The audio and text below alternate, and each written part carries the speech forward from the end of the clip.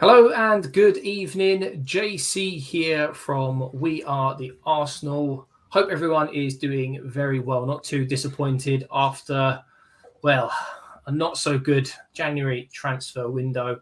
Helping me tonight review the ins, the outs, and whether or not it was a gamble is Neil and John. Neil, how are we doing this evening, my friend? I am good. I am good. Despite all things Arsenal, I am good. You're a lot happier than I expected. And, well, most Arsenal fans, to be fair. And, John, what about yourself? How are you doing this evening, mate?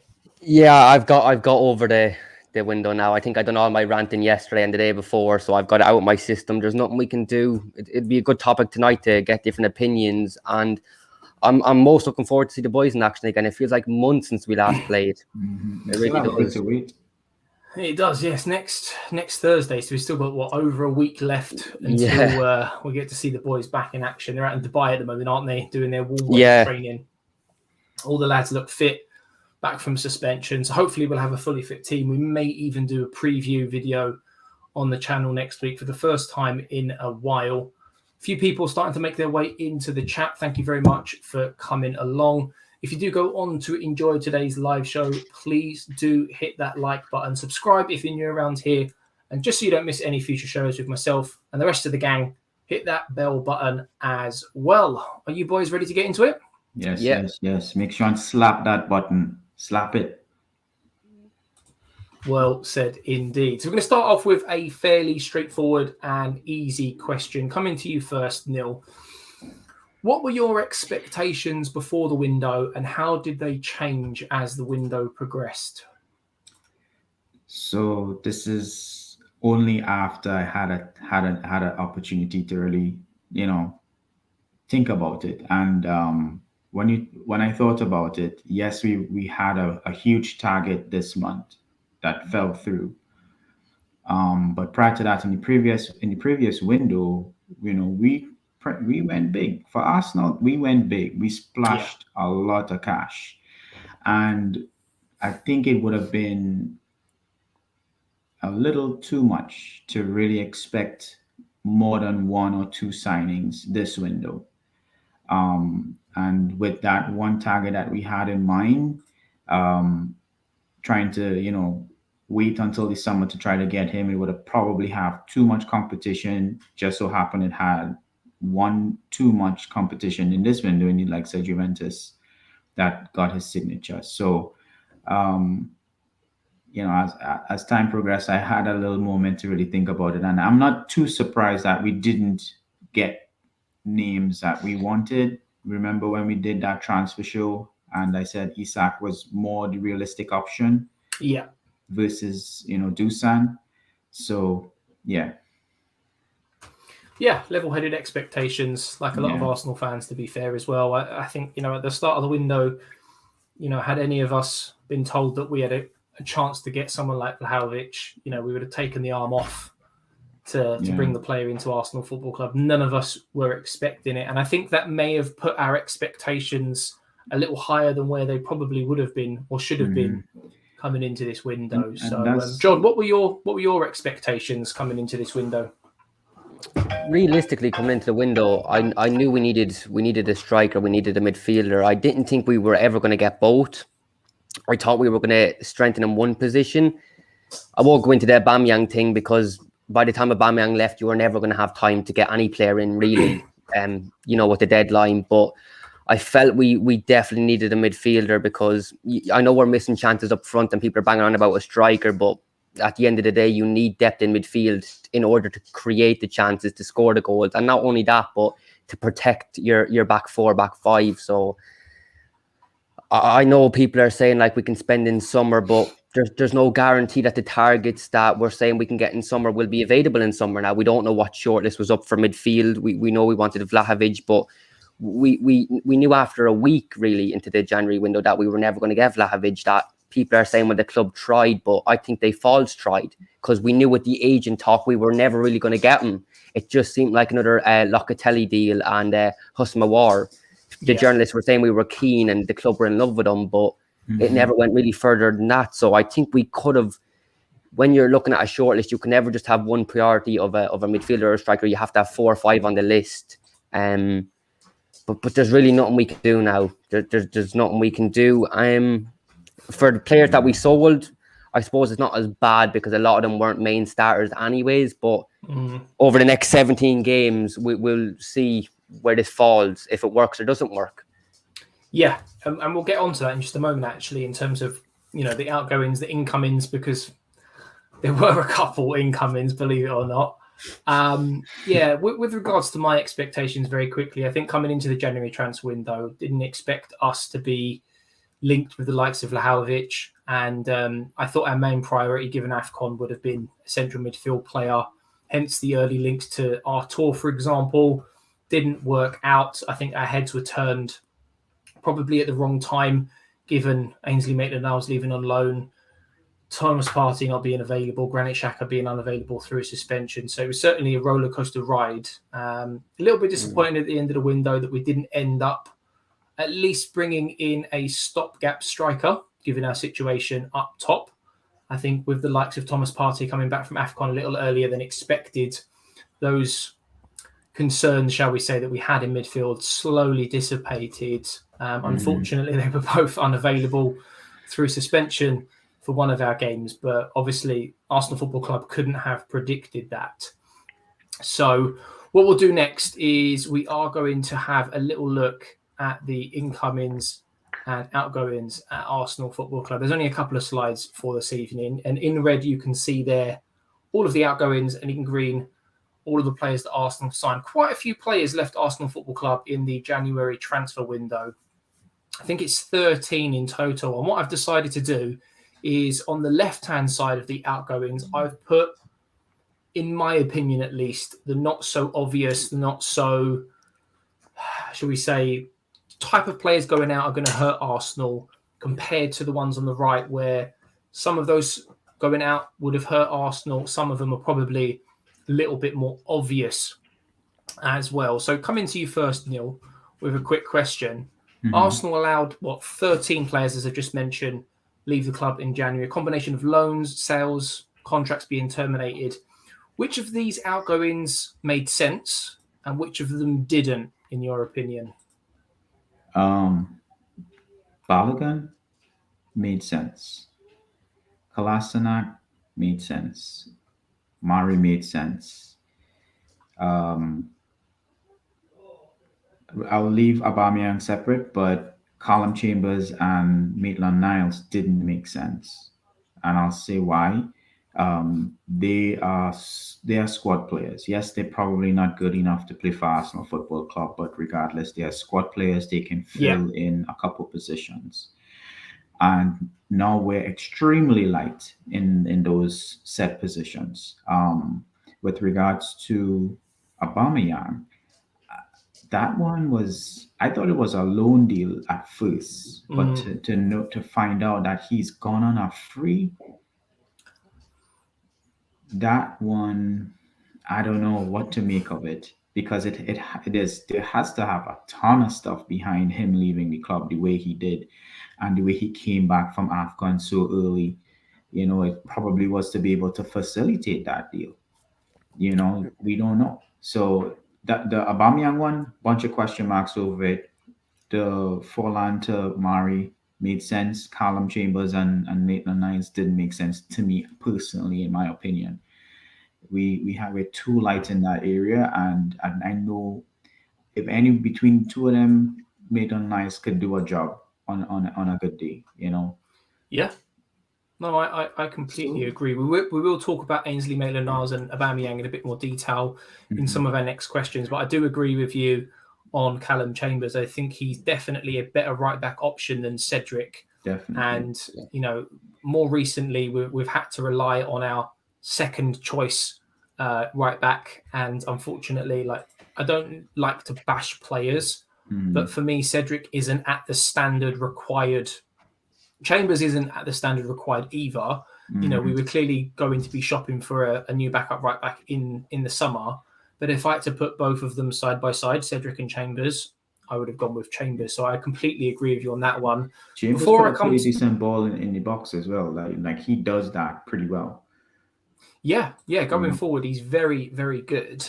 Definitely agree with you on Murray and Kolasinac. I think it was just a matter of time with regards to those guys and Balogun as well. I think we can both agree before I come to you, John. Neil, no real surprises there on the left-hand side in terms of players going out on loan or contracts being terminated. Would you agree? Yeah, I agree. I think the only name that stands out there is John Jules. I really would like to see him, at some point graduate to first team. I think he's a special player. Yeah, he's held in high regard at the football club as well. I think if he can really make this loan in League One work with Sheffield Wednesday, start getting in a real good run of form, scoring some goals, then who knows at the beginning of next season. Yeah. Same question to you, John, really. 13 players left. Which of those made sense and which didn't?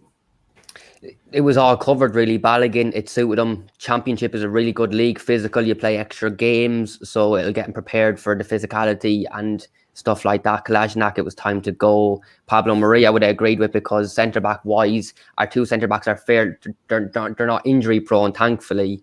Callum Chambers, I was disappointed with, because I don't really rate Cedric, and not only that, Callum Chambers, he played well against Liverpool in the first leg. He really surprised me with the way he came into a game, and he can play in midfield. He had a season at Fulham in midfield. Mind they got relegated, but he's still done a job for them. I think he got player of the season. He did. Maitland-Niles, again, he can play right back. He can play. Yeah, he doesn't like right back, but he can play right back. He can play midfield again. He won't be a main starter in the team, but again, injuries, COVID. And Aubameyang, I think, a lot of people are saying we've saved, I think it's 24 million in wages, but we haven't really saved anything, because he cost us, what was it? How much did we sign him for? 60 million? Say that again, sorry. People are saying we saved 24 million in wages for Aubameyang, but we didn't really save anything, because he cost us 60 million. And then if you add up his wages combined with the fee that we paid over how long we've had him, he must have cost us over easy 100 million with wages combined. Yeah, I think what people are saying with regards to that is that it was 25 million, whatever it was, that was already sort of set aside to pay for his wages. Yeah, no, I would have agreed. Yeah, that is no longer the case. I would have agreed with saving the 24 million in wages if we went out and got, whether a midfielder was or a striker. It didn't have to be anyone, half decent, but to let a striker go of that caliber, people were saying he was finished and he wasn't scoring goals. But would you rather have the option of bringing Aubameyang off the bench till the end of the season, or Eddie Nketiah? Oh yeah, me personally, I was talking about this, funnily enough, on Lee Judge's channel a couple of hours ago. Me and Albert were talking about what it is that Aubameyang has done at the club. When you look at the discipline problem there, he was late for a couple of games of football, which, don't get me wrong, it's not acceptable. It's not acceptable. To come up with excuses or anything like that. But when you compare what he's done compared to Xhaka and through the armband, incorporated back into the side, all it says to me is that something else that hasn't been made public has happened behind the scenes, whatever that is, whether it be an argument. I'm not sure, because he threw out Guendouzi. Like, Guendouzi, what he done was wrong. He grabbed Maupay by the throat. I think he was going around telling people his wages at Arsenal. But if you're a good man manager, you put a player under your shoulder, you sit them down, you chat to them like having a child. And then if they don't listen, I don't think Aubameyang done anything more. I just think this manager has, I think he's arrogant. I think he's arrogant in a nice way. I have to say nice. I agree. I think once he's kind of made his mind up with something, there's no going back. There's no going back. So no, I do agree with you. Coming back to you straight away, John, on the next question, and obviously with regards to this question, it's very different for each player, because at the start of the window, there were obviously rumours that Aubameyang might leave, and it was very late in the window when he did leave. Whereas Ainsley Maitland-Niles is a very different circumstance altogether. So my question to you is, and I'll grab your thoughts on this in a moment, Neil, as well. Why were these players allowed to leave without replacements already lined up? Because as you quite rightly said just a moment ago, John, we didn't have anyone lined up top. And you would much rather an Aubameyang coming off the bench, even if he's out of favour, compared to Nketiah. So, in your opinion, Why were these players allowed to leave without replacements already lined up, or even coming in before they left? I think what happened was, I think Edu and the board wanted to get certain players off the wage bill to save up wages. But I think not only that, to defend Mikel, I think Edu went to Mikel and said, right, we want to get rid of these players. And Mikel said, yeah, once you bring in replacements. And I think Mikel was falsely promised. I think he was falsely promised by the board. And, you know, I've seen people the last couple of days say, well, if he was falsely promised, he should have walked away. Who's going to walk away the job of Arsenal for not being promised? I think he was falsely promised. And that's why you have to look at Edu. I think he was falsely promised, and I'm sure he was told he'd get in at least one or two, and he believed it. Okay, Neil, what are your thoughts on this situation? Because especially with regards to Ainsley Maitland-Niles, we were very heavily linked with bringing in Artur at the time. Like, literally within the space of a few days, it was pretty much, if rumours were to be believed, it was pretty much a done deal at one point, and then all of a sudden it disappeared. Ainsley Maitland-Niles left, and then no central midfield player. So, why were these players allowed to leave without replacements already lined up, in your opinion? I think it comes down to a lack of experience in negotiating. Yeah.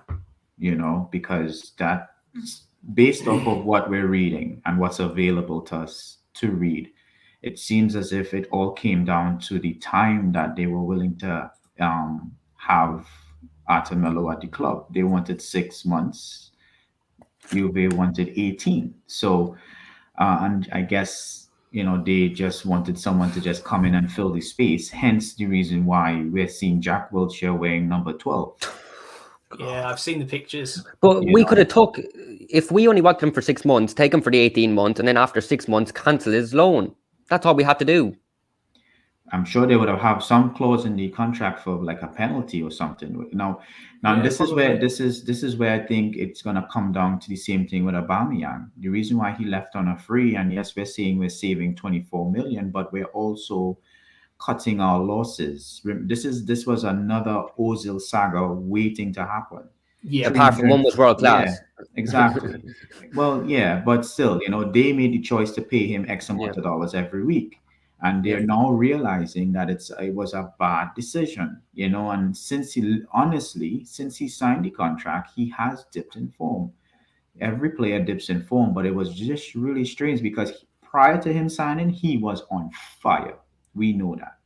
And what happened, we don't know. But I just think it comes down to, you know, with him especially, it's just cutting losses. With Ainsley, they probably thought they had a bird in hand with Artemelo. That's why they let AMN went. You know, he went to Roma. And on the Aubameyang situation as well, I don't want to drag the show on long because I know you have a lot to get through, JC. But on the Aubameyang thing, I'm appalled by this fan base. The amount of people that have came out the last few days and they've thrown Aubameyang under the carpet and they've given out to him and said this and that. Look, at the end of the day, we know the last 18 months there's been stuff off the field. He's turned up late, whatever discipline reasons. But people seem to forget, without him the last 2 or 3 seasons, we're 15th easy in the table. This manager wouldn't have a job in the table. This manager wouldn't have a job. So they're quick to throw Aubameyang under the bus. But we'll see if they're so quick at the end of the season when we're 9th or 10th. Yeah, I think with regards to the Aubameyang thing, there's a small group of the fan base, mainly on social media, that are very reactionary, unfortunately. And once a player leaves the club, regardless of what they've done for the club, that's it. Yeah, wash the hands of that player. Yeah, I know it didn't end well for him, but he scored some fantastic goals. There was one season where he finished joint top goal scorer, I think, alongside Salah and Mane. He helped win us an FA Cup. So, yeah, some good memories for sure with regards to Aubameyang. But moving on to our next question, and coming to you next, Neil, I'm going to give my sort of 50p's worth on this first before getting your answer. But Arsenal did make 3 signings in January. Whether or not you've heard of some of these players, with all due respect, what I wanted to know from you was, what you made of these signings, why Arsenal didn't go for anyone else. And for me, it comes down to possibly 2 things. Firstly, the players that were available weren't in the mould or the cultural fit that Arteta typically tends to look for. And secondly, Arsenal, it seems as though that they're no longer willing to make sort of these panic buys or allowing themselves to be pushed into a purchase if they don't see it being the right fit for the club. And I think a good example of that is the Artur search situation, whereby it seemed as though we wanted to bring him in on a 6-month deal. Juventus wanted an 18-month deal with a fairly large loan fee, an option to buy at the end of it, and Arsenal were having none of it. And I think this is to try and avoid situations that have unfolded in the past with the likes of Ozil, for example, Mustafi, Socrates, where players that aren't wanted at the club end up staying for a lot longer than they should be. So what did you make of the whole sort of Arsenal not sort of buying other players? Because they were available. They were available. We were willing to go spend the money. But I think once they're not made, once they weren't convinced to come to the club, and which I find it very hard to understand why chase someone and have to convince them to join the club.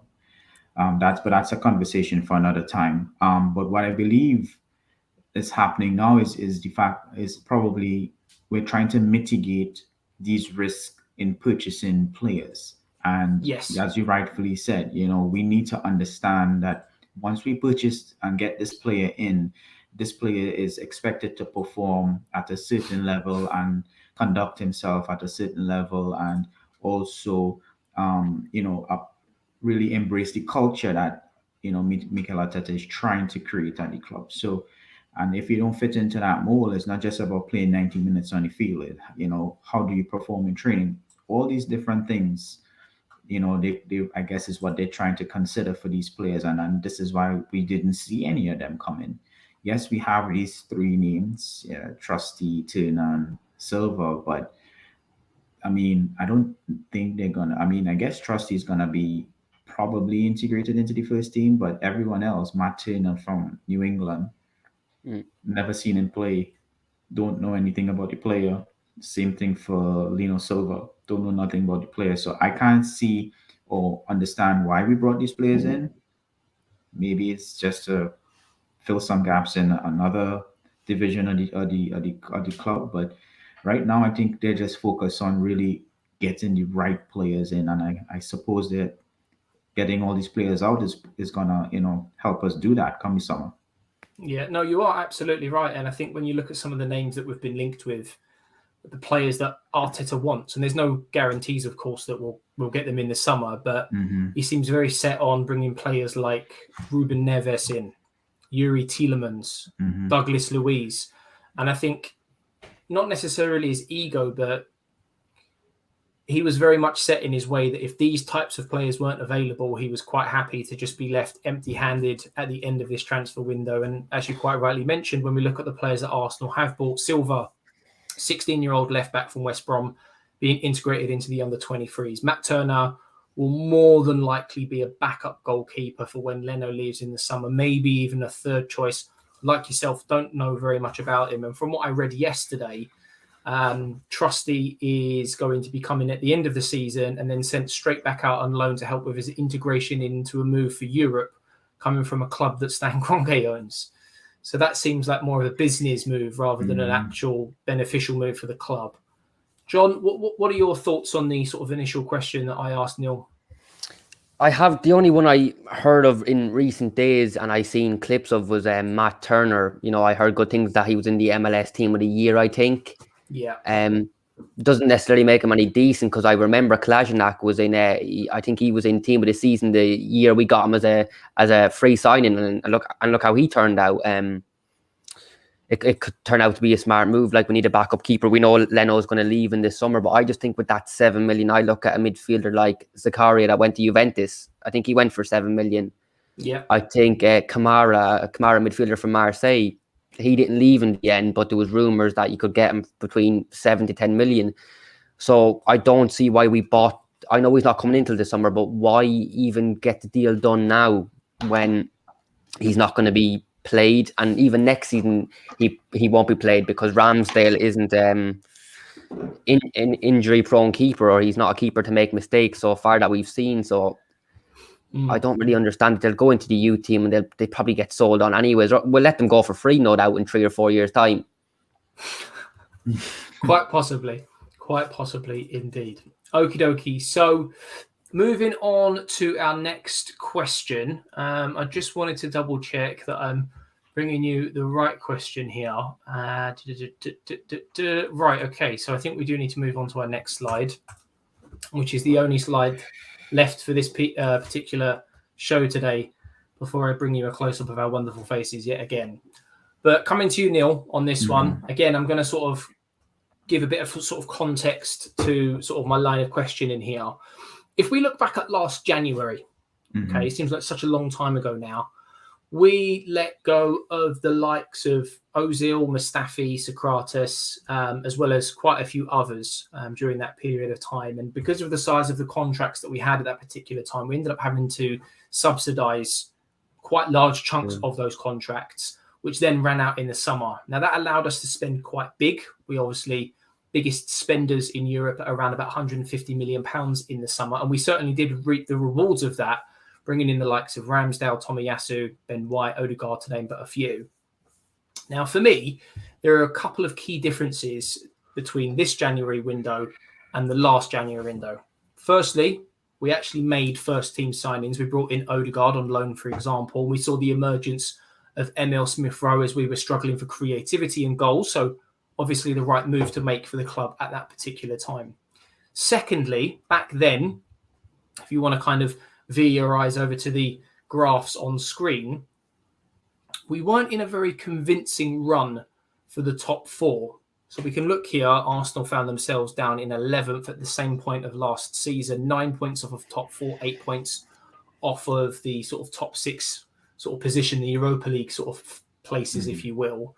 And then if we look at the second picture here, this is this season at exactly the same time. I know there's sort of less games played, that's due to postponements, so on and so forth. But we're actually 1 point outside the top four and already in that sort of top five, top six place. So my question to you is, this is sort of two questions. Firstly, do you think Arsenal are gearing up for another big summer transfer window? Because we find ourselves in a very similar situation with the amount of players that we've let go. And second of all, how much of a risk is it to aim for top four finish, or at least in the top six, that European spot? I would say that we have to be planning to bring in some players with over the amount of outgoings that we've had. Not wanting to do that or not planning to do that seems as if it's like a kamikaze mission. You know, we have to have backup players.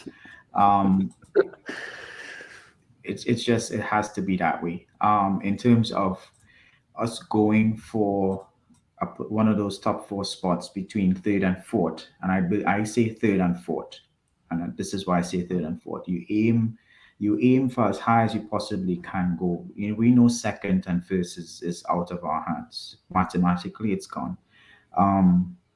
But with the way Chelsea had their poor run recently, if we were to win our remaining games, we would end up in third. Just saying. However, this is football, nothing is guaranteed. But I still think, and as I said yesterday on the Armory, any business, and I said it in the chat as well, any business or sports team, they don't set up to fail. Businesses set up to make profits. Sports teams set up to make wins happen so we can get silverware. And I want to believe that this is the mentality we have, even though we didn't bring in any signings right now to try to solidify our position or position ourselves to make things better to get into top four. But with the team that we have, minus Aubameyang, I am very optimistic that we could still hold on the fourth place spot. That's my honest opinion. Yeah. As long as we stay healthy and that team is still clicking the way they were, top four is up there for grabs. I genuinely believe that. It really is up for grabs. I've just realised as well, before someone points it out in the chat or the comments, that I've got terrible maths. It's actually 2 points off the top four currently, not 1 point. It's 2 before someone slanders me in the chat. But yeah, no, you make some really, really good points there, Neil. And I think at this present time, before I come to you, John, and grab your thoughts, it's a bit of a double-edged sword at the moment, isn't it? Because you have to ask yourself one question. the current Arsenal crop of players has got us into this position that we're in now, where we're within arm's reach of a top 4, or as you said, maybe even a top 3 finish potentially. What's to say that the same team can't go ahead and then achieve the same thing in the second half of the season? But then you'll also have other fans, and this is where the double-edged sword comes in. Arsenal, compared to the last 2 or 3 seasons, haven't been in a position to achieve something like this for quite a while now. So fans, if we don't achieve it, fans will ask the question, why didn't we invest? So it's going to be very, very interesting when we reflect back to this time of the season, come sort of May time, to see which one of those 2 eventualities unfolded. Yeah. My 3 concerns. Sorry, go on, Neil. My 3 concerns are this: Xhaka not getting any more red cards, and Tomiyasu and Thomas Partey remaining healthy. That's my only concerns of this entire team. Everybody else has been able to stay healthy. Maybe Gabriel as well, not picking up another red, but mainly those 3. I think if we can keep those guys on track, we should be in a good position. Yeah, and it is all about making sure that we keep this squad fit now, and the discipline thing. Something needs to change. We've touched on this on the channel before. Some of it is luck. Some of it is just absolute stupidity. So maybe we're overdue a little bit of luck between now and the end of the season. The other thing we need to take into consideration, and I know it's not a good sort of topic of conversation. No one is happy that Arsenal are out of both cups. But Arsenal, in theory now, only have 1 game a week. So for me, there are no excuses with regards to really going for this now between here and the end of the season. So, John, same question to you. I'll repeat it because it was quite a long-winded couple of questions, and it feels like about at least 5 minutes. So the 2 questions were, firstly, do you think Arsenal gearing up for another big summer, given who we've let go of? And second of all, how much of a risk potentially is this move for our aim for a top 4 or even a European spot come the end of the season? I think the summer budget, and you'll hear this from the manager as the season comes to a close, will depend on finishing 4th, Champions League or Europa League, or none. What worries me is come the end of the season, we could comfortably be 4th, or my worry is we'll finish 1 or 2 points outside of 4th, and then we'll question why we didn't bring that extra player in January that might have boosted the hopes. But again, in summer, it's gonna be down to where we finish in the league. And as for the top 4 race, we're definitely in a much better position than this time last year. Last year in December, we were dreadful. And then we brought Smith Rowe into the team and we went on a good run. There was plenty of charts going around from Christmas to the end of the season. We were, I think, top 3. Another positive is Man United haven't strengthened their rival. No. West Ham haven't strengthened. Spurs have brought in 2 players. I don't know how good they are, so we don't know, but at least 2 of our 3 rivals, and if you want to include Wolves to make it 4, 3 of them 4 teams haven't strengthened alongside with us, so nothing much has really changed before January to now in terms of incomings, and United have let a few players go too, so I don't see why not. If we can it's going to be down to consistency and who can manage their squad the most. And what I fear is, if you look at us, Man United and Spurs, United and Spurs probably have better squads than us. So it's going to be down to that, really.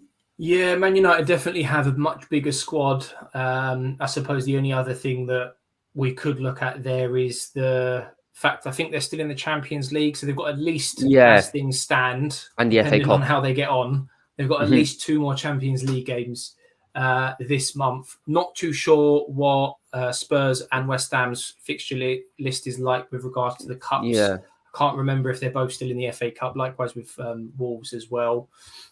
So we'll have to wait and see. But you do make some very, very good points there about whether or not some of our rivals have or haven't strengthened. The 2 players that have come in at Spurs, obviously, Bentancur has done very well at Juventus when selected, but whether or not they'll adapt. Different league, it's hard to judge that. Exactly. We only have to look at Thomas Partey, for example, who was absolutely exhilarating at Atletico Madrid, and he has struggled to adapt. We're starting to see, obviously, the better side of that. Sorry, go on, Neil. One quick thing, we're forgetting a player here that has not really featured, as Nicolas Pepe, who has lit it up in AFCON. And This manager won't play him. I really hope that that is going to give him some kind of edge to make his way into the team. If it's just off the bench or something. No, but Neil, we've seen at the end of last season, Pepe was, I think, apart from Aubameyang, or I think Pepe had most goals and assists combined together. This manager won't play Pepe because he's too stuck up his own hole. He's too arrogant. Well, I mean, he did play him last season, and let's look at this like this: if we can get that output from Nicolas Pepe from last season, the last portion of the season. But then look what he done with him. Why would you? I know. You can't be confident. What I'm saying is to get into top four. Let's focus on getting into top four. If we get Nicolas Pepe to come off the bench and perform like that from last season, where he did like 9-10 goals or something like that, and that's 10 goals. That's 10 added goals to what we have. That could mean a 1-0 win or 2-1 win in some areas, which is going to put points on the board, put us in a better position. So my focus is this: Mikel Arteta, for what he is or whatever his theory is about players and the way they should be and the way they should act. If he wants to sell Nicolas Pepe in the summer, sell him. That's his choice as the manager. That's his position. That's what he can do. However, there's no argument that would not allow Nicolas Pepe to play based off of what he did in the AFCON. Like that in itself shows that he could do the job, right? So if it happens that he does not play him, then it's on Mikel. That's his fault. However, he is a player. He is available. He is a part of Arsenal Football Club. He should be on the bench. He should come off the bench, and I'm praying he's a record signing. Yeah, and I pray that he actually performs the way he did last season towards the end, and give us some hope. Because honestly, we didn't bring anybody in. He could possibly be like a sign-in for us because he's gonna come in and probably put in some numbers for us. You do make some good points there, actually, with regards to Pepe. Whether or not he'll get used is another question altogether, because we do know what Arteta is like. But if we strip it back and actually look at the facts, he plays as a winger. We can also play. He hasn't been utilised there, but he can also play as a striker or as a forward. We currently have, officially senior player-wise, 3 wingers at Arsenal Football Club, and we also have 2 strikers. And if the last couple of months is anything to go on, between now and the end of the season, we will unfortunately have injuries and possibly even suspensions. And, if that is a wide player, if that is a striker, Nicolas Pepe is a senior player that will get used for those reasons. He may even be used as more of an impact sub because he is quick. And like you said, Neil, he can score goals. The other thing that people are also not realising with Nicolas Pepe, or if they do, they haven't mentioned it, Nicolas Pepe in the summer has 2 years left on his contract. There is no way Arsenal are going to get the money back that we paid for him. That is obvious, right? But if Arsenal want to recuperate any form of cash, right, in that particular deal, we're going to need to sell him this summer. So between now and the end of the season, it might be an opportunity for Arteta and Arsenal to put him in the shop window as such. I think personally, in the January window, he should have, if I was Pepe, I would have handed in a transfer request if I was Pepe personally, the way he's been treated. And not only this, we're saying, like, if Lacazette gets injured or Eddie Nketiah gets injured, Pepe will play up front. Who's not to say he'll play a false 9? If he'd done it in one of our biggest games of the season last season, he'll probably do it this season because he thinks he's Pep. But at the end of the day, he's not. He's an bang average manager looking to be in a job. Yeah, there's plenty of if, buts, and maybes that could potentially unfold between now and the end of the season. Let me just remove this graphic for this next section. There are only 2 questions left before we wrap up this evening. So coming to you again first, Neil. How much pressure would you say the likes of Edu, Vinay and Arteta have put themselves under? They're the senior figureheads at the club, because there was an opportunity at hand here. You know, do you think their jobs are at risk depending on where they finish? And I've kind of categorized it into kind of 3 sections. So the way I've looked at it is that if we do finish in the top 4, this gamble that we've taken by not signing anyone has been pulled off. So why would the owners sack any 3 of those senior figureheads within the club? Because, you know, the plan has come off. Top 6, I think Arteta stays in the job, but there will be huge question marks over Edu and Vinay, possibly even to the point where one or both may even go. Anything outside top 6, I think they could all have their jobs on the line. What are your thoughts? I think, as I said earlier, businesses set up to make profits. And when you spend 150 plus million and not get any return, I think that in itself is more than enough grounds to, you know, to get rid of the people who was responsible for that spend. You know, Edu and Vinay, I think their jobs are more at risk than Arteta. You know, with Edu having the responsibility of recruitment and Vinay with the responsibility of more or less overseeing these operations. With Mikel, I think he is also at risk to some regard, but it seems as if these guys are already willing to give him another 2-year extension. So that says to me they have faith in him. You know, the people before him, and you know, when the company start making cuts, they cut from the top. You know, so I think who's more on the chopping block here is Vinay and Edu for failing to really land anybody. Yeah, and the reason I wanted to ask this question is because, you know, us as Arsenal fans, and I will grab your thoughts on this in just a second, John, is we as Arsenal fans, whether we like it or not, whether we agree or not, right, the owners will have set a benchmark at the start of the season. And we finished 8th last year. In order for Arsenal to gain financially, and as you quite rightly mentioned, unfortunately, our owners have set Arsenal Football Club as more of a business rather than a football club. They may see Arsenal finishing in 6th as progression because it means more money in their pocket from the money they'll get from the TV, from Europa League, for example. However, it might not justify keeping Edu and Vinay in the job. So you make some fantastic points there. John, what are your thoughts on the sort of the pressures that have now been placed on some of these senior figureheads at Arsenal and where we finish at the end of the season? The pressure is huge at the moment, and it should be. If you work for Arsenal, it doesn't matter what department you work in, whether you're a player, manager, director of football. When you're at a club like Arsenal, you should always feel the pressure. Even if you look at Man City, if Pep wins 10 games in a row, he still knows. No, Chelsea, for example, if you win 10 games in a row with Chelsea, you know it takes 2 to lose, and you could be out the door. Now, I think if we do get top 4, I think all of them will be safe. There's no doubt about that. Yeah. Who's under most pressure now? Probably Edu. I think Edu's under most pressure because I think if we were to finish 6th, even if we were to finish 8th or 9th, I think they'd still keep the manager because of what they put into it. The project, yeah. Yeah, like, because if you sacked Arteta now and they got another manager, they can't blind the fans saying trust the process, because fans will go mad because they'll say, well, you've tried that once, you failed. It simply can't be done. So I think Mikel will be safe if we finish 8th or 9th anyways, because of the project they've put into him, the money they've invested into him.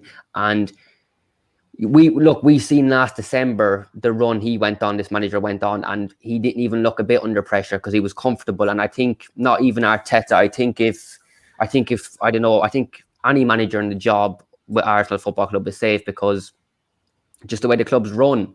But with this manager, there's something special about him that the fan base accept, giving him more time, you know, whether that's people's opinions, but I don't think this manager's going anywhere anytime soon.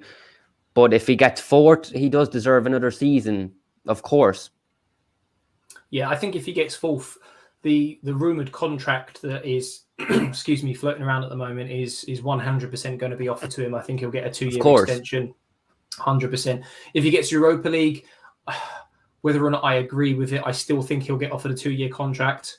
I think if we finish, Jake, I think if we finish 10th, he'll get, and that's not me being silly, But I'm not trying to be negative either, because I've been negative the last few days. But I honestly just feel, even if we finish 10th, they've just put so much into it. They've put so much into the man.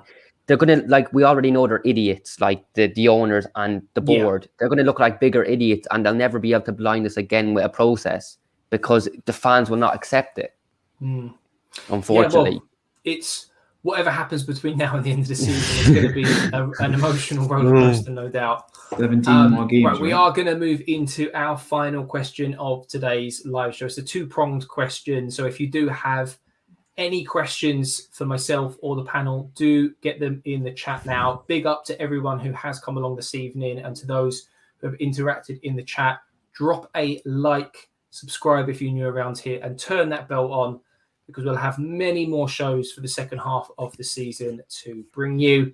But to finish up, Neil, the double-pronged question, I'm sure you probably both thought this was coming anyway.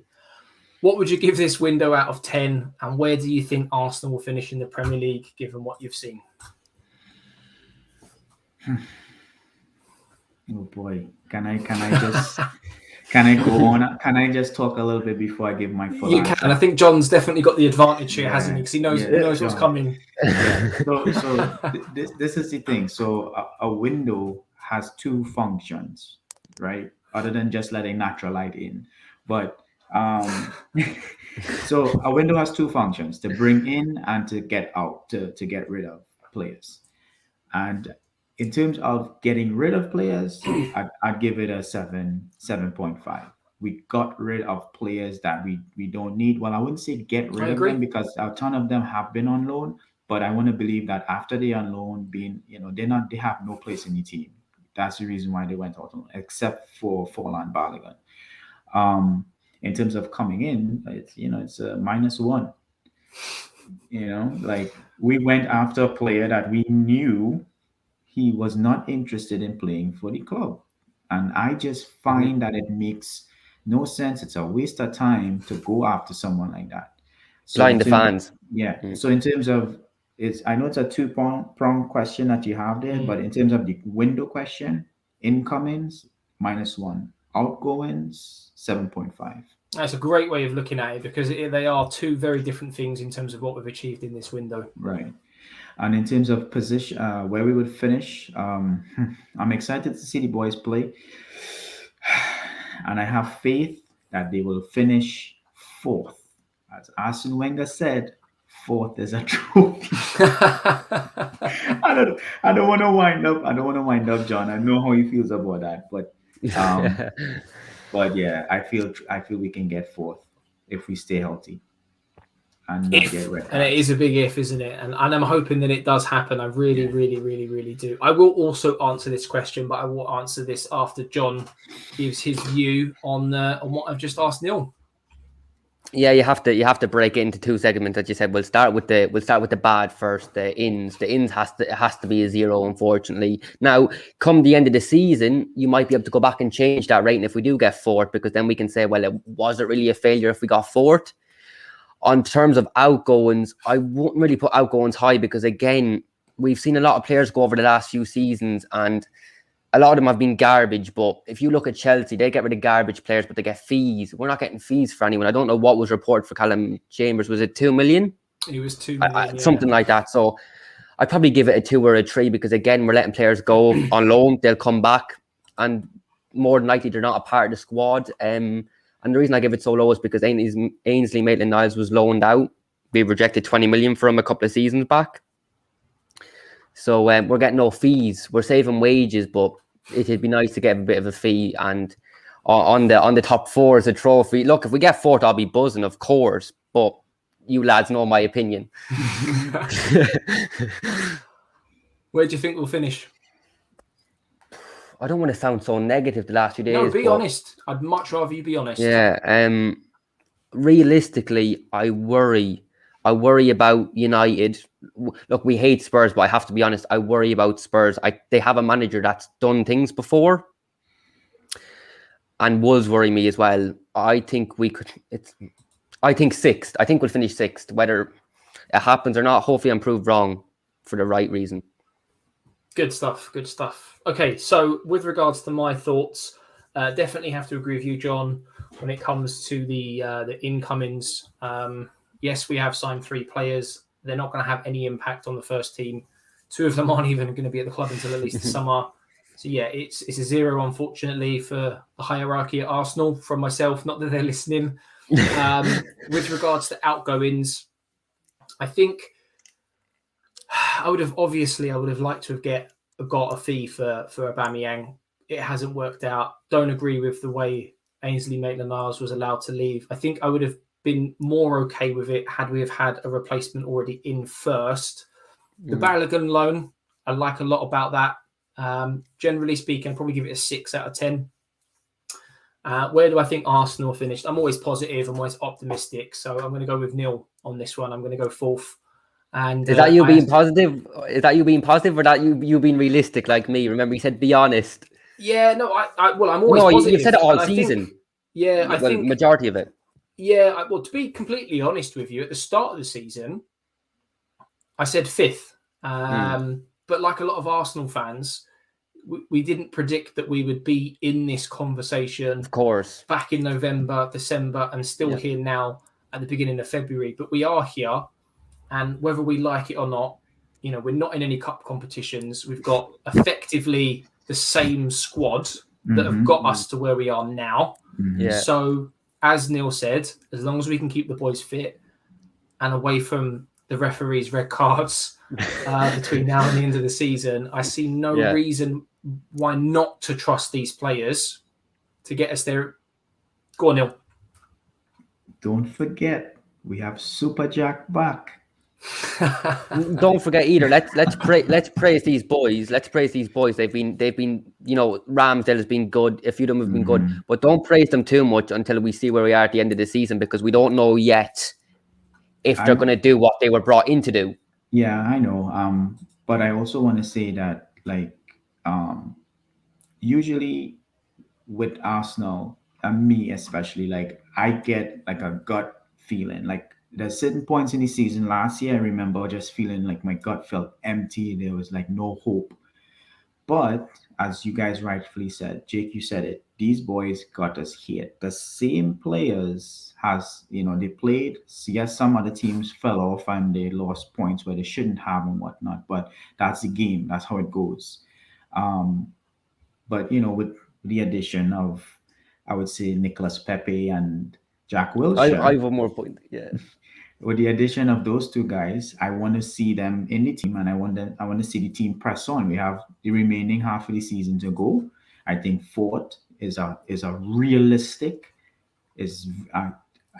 Anybody in the chat, go ahead, bash me. It's okay, but it's realistic. You have to think that way. We in this sport for a reason. Oh no, it should be. Yeah. It should be a guarantee. But at the beginning of the season, I always say this: we in the league. At the beginning of the season, we want to win the trophy. That is the ultimate goal. We want to finish lifting that trophy at the end of the season. Yeah. But as the season progresses, we get to understand in a better way, and through data and everything, where the team is and where we could possibly finish by, based off of what we know from the games played. And to me, based off of what we've seen so far and where the team has gone and grown, I cannot think that we can't. Of course, 4th is obviously our names. You have to believe as a fan. Yeah, of course. Yeah.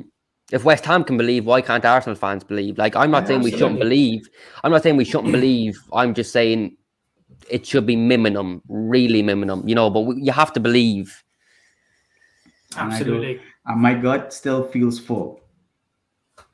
So, well, I hope you're right, because it's what I want. It's what we all want. And I genuinely think that we can get there. But that is going to about wrap things up for tonight. There are no more questions. I didn't want to have a mega long show, but I did want to give my thoughts, and the lads tonight also keen to get their sort of thoughts off their chest, because let's be honest, talking about Arsenal, it really does help, especially when they've annoyed you for whatever reason. So thank you very much to everyone that has joined us in the chat and interacted. Drop a like, subscribe, hit that bell so you don't miss out on any future shows. Thank you to my panelists for joining me. Before we do sign off, though, Neil, where can people find you if they want to see and interact with you? So I have my channel, Canon FC. They can also find me on Twitter at Neil Dwarka, or you can also find me on Instagram as Neil the Realtor. Same thing for Facebook. Come check it out. I hope you guys like the content, and you guys continue to smash the like button, continue to smash the subscribe button, continue to smash the reminder button as well for this guy's channel. He works extremely hard. We are the Arsenal is the future. Trust me when I say it. Trust the process, Neil. Trust the process, JC. Trust the process. Very kind words. Thank you very much. Appreciate you coming on. And John, thank you for coming on as well. Where can they find you if they want to get in touch and just talk Arsenal? I don't think anyone will want to look at my recent tweets on Twitter. They might think it's a bit negative. But if you want to come find me on Twitter, I might come across a bit negative if you look at the last few, but it was more so anger and frustration. But you can find me at John Jordan 2021, and thanks for having me on. I love having these chats and debates, and hopefully come to the end of the season, if we all do a season review together, hopefully it's full of smiles, and hopefully the people in the fans in the chat will be smiling with us. Fingers crossed. Let's hope so. Yeah. Let's hope so. As I said previously, there is a huge possibility that I'll do a preview show for the Wolves game, just simply because there's not really been too much to talk about with regards to games recently. So that will come next week, Tuesday, Wednesday, and then the usual aftermath of the Wolves game, hopefully a win or at least a draw. But for now, I'm JC, and I'll catch you all next week. Thank you very much for coming along. Take care.